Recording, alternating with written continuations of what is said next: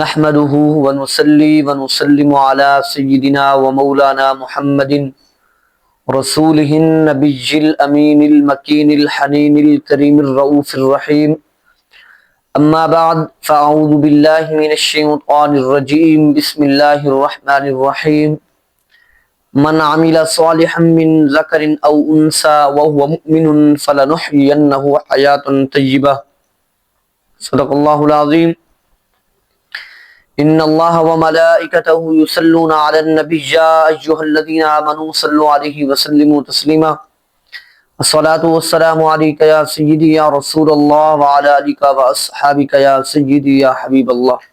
آج کی اس خوبصورت باوقار پر مسرت نشست میں میری گفتگو کا عنوان پاکیزہ زندگی گزارنے کے حوالے سے ہے.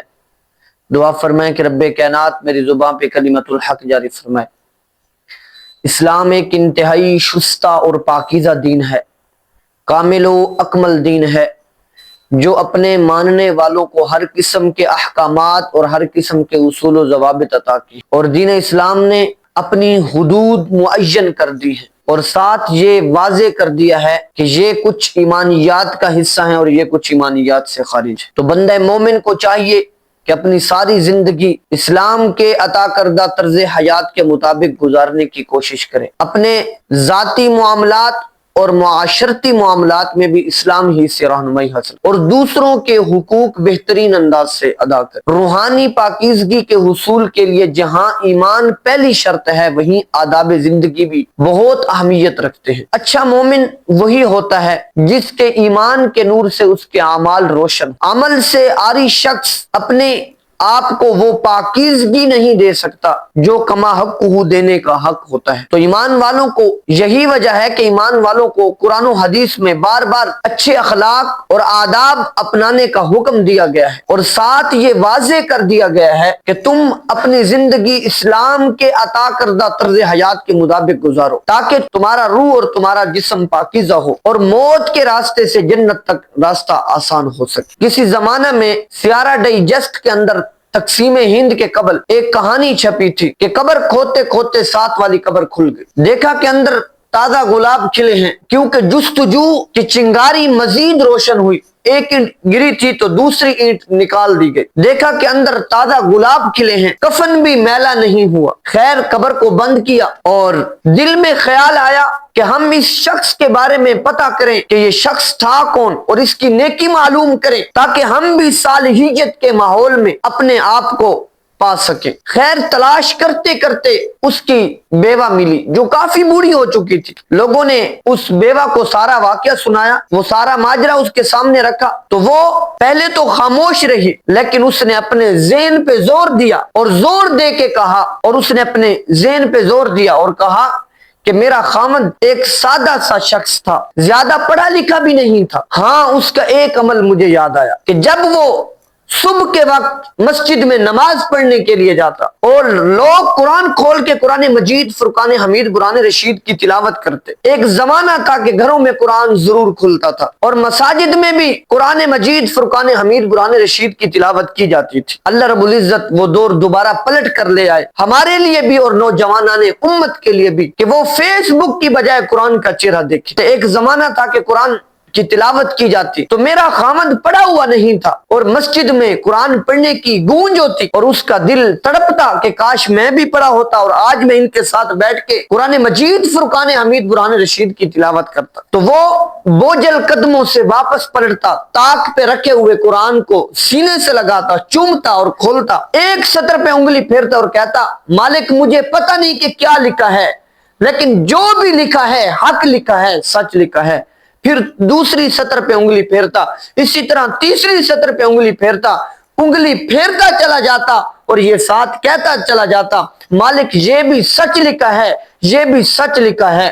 شاید جو اس کی قبر پہ چراغا ہوا ہے، اس کی قبر پہ خوشبو پھیلی ہے، وہ قرآن مجید، فرقان حمید، قرآن رشید کے ساتھ محبت کا سبب. یار جسے قرآن پڑھنا بھی نہیں آتا تھا، اللہ رب العزت نے اس کی قبر پہ رحمتوں کا نزول فرما دیا اور جنہوں نے ساری زندگی قرآن کی خدمت کی، ان کی عظمت و رفعت اور شانوں کا عالم کیا۔ حضرت سیدنا فاروق اعظم رضی اللہ تعالیٰ عنہ روایت کرتے ہیں کہ رسول کریم صلی اللہ علیہ وسلم نے ارشاد فرمایا کہ کسی شخص کے جانے کے بعد اگر کوئی کسی شخص کے جانے کے بعد 4 لوگ اس کی اچھائی بیان کریں، اس کے اوصاف بیان کریں، اس کی گواہی دیں، تو فرمایا وہ شخص جنتی ہے۔ حضرت عمر عرض کرتے ہیں یا رسول اللہ صلی اللہ علیہ وسلم اگر 4 گواہ نہ ہو تو 3 ہو، حضور نے اس کے لیے بھی جنت کی بشارت دے دی۔ پھر عرض کرتے ہیں یا رسول اللہ صلی اللہ علیہ وسلم اگر کسی کے پاس 3 گواہ بھی نہ ہو، 2 ہوں، تو حضور نے فرمایا وہ شخص بھی جنتی ہے۔ حضرت عمر بن خطاب فرماتے ہیں کہ ایک کے بارے میں نے پوچھا نہیں اور حضور نے بتایا نہیں، تو جس کو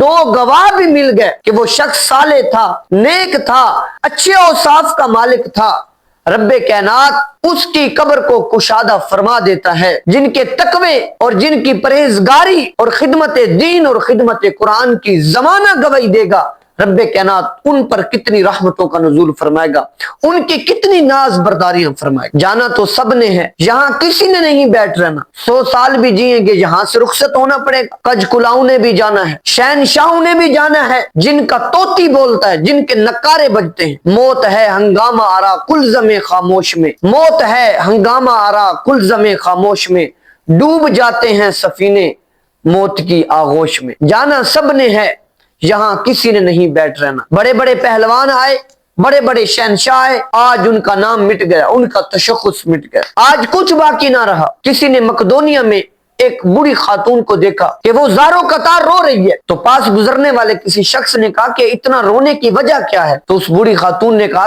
یا میرا بیٹا سکندر دفن ہے۔ تو اس شخص نے کہا اے بڑھیا، یہاں کئی سکندر آئے اور چلے گئے، یہاں کئی سکندر آئے اور چلے گئے، ہاں جانے جانے کے انداز اپنے ہوتے ہیں، جانے کے انداز نرالے ہوتے ہیں۔ ایک وہ ہوتے ہیں جو اس دنیا سے رخصت ہوتے ہیں، لوگ کہتے ہیں کہ شکر ہے جان چھوٹ گئی، یا زیادہ بات کریں گے یا مروتاً کہیں گے کہ ہمارے ساتھ تو اچھا تھا، اس کا مطلب ہے کہ وہ اچھا آدمی نہیں تھا، جس کی تعریف کرتے ہوئے بھی لفظوں کو تراشنا پڑے۔ اور وہ کتنا خوش نصیب شخص ہے جس کی عفت، جس کی پاکیزگی کی زمانہ گواہی دے گا۔ اللہ رب العزت اس کی کتنی ناز برداریاں فرمائے گا، اس پر کتنی رحمتوں کا نزول فرمائے گا۔ کسی کے لیے موت بھیانک خواب ہوتا ہے، کسی کے لیے خوشی کا سبب ہوتا ہے، خوشگوار ماحول ہوتا ہے، کسی کے لیے وصل حبیب کا ذریعہ ہوتا ہے۔ حضرت سیدنا بلال حبشی رضی اللہ تعالیٰ عنہ جب آپ کا وقت آخر آیا، آپ کی بیوی آپ کے سرہانے بیٹھی تھی اور کہنے لگی واہ حسرتا، ہے افسوس میرا خامد مجھ سے جدا ہو رہا ہے۔ تو آپ نے نظر بھر کر اپنی بیوی کی طرف دیکھا، کہا کہ تم کیا کہہ رہی ہو؟ اس نے کہا ایسے ہی ہے کہ آپ مجھ سے جدا ہو رہے ہیں۔ تو حضرت سیدنا بلال حبشی نے کہا کہ یہ حسرت بھرے لمحات نہیں ہیں، دکھ کے لمحے نہیں ہیں، بلکہ میں تو اپنے آقا و مولا جناب محمد الرسول اللہ صلی اللہ علیہ وسلم سے ملنے کے لیے جا رہا ہوں۔ تو کسی کے لیے موت بھیانک خواب ہوتا ہے، کسی کے لیے وصل حبیب کا ذریعہ ہوتا ہے۔ مولانا روم رحمت اللہ تعالیٰ نے دونوں اموات کا ذکر کیا، ایک وہ شخص جو اپنی دنیا کو آخرت کے لیے اس کا مطمع نظر آخرت ہوتا ہے، اور ایک وہ شخص جو دنیا کی عیش و عشرت میں اپنی زندگی کو گزارتا ہے، اپنے مقصد سے وہ ناآشنا ہو جاتا ہے، دنیا کی لغویات میں، دنیا کی فحاشی اور عریانی میں اس طرح لغو ہو جاتا ہے کہ وہ اپنی آخرت کو بھول جاتا ہے۔ اور ایک وہ شخص جس کا مطمع نظر آخرت ہوتی ہے۔ انما الدنیا مزرعۃ الآخرہ، یہ دنیا آخرت کی کھیتی ہے، یہاں کچھ بوئیں گے تو وہاں کچھ کاٹیں گے، یہاں کچھ بوئیں گے تو وہاں کچھ کاٹیں گے۔ جو کسان بوائی کے موسم میں مٹی کے ساتھ مٹی ہو جاتا ہے، صبح سویرے اٹھتا ہے، ہل جوتتا ہے، سہاگا دیتا ہے، جڑی بوٹیوں کو تلف کرتا ہے، اور کٹائی کے موسم میں پھل بھی وہی اٹھاتا ہے۔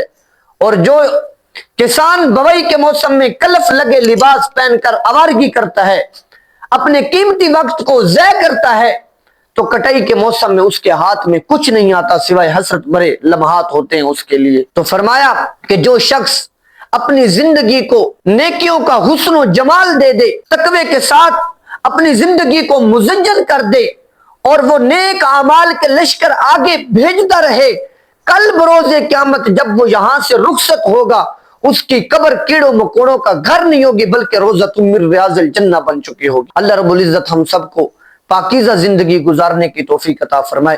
وما علی الا البلاغ المبین۔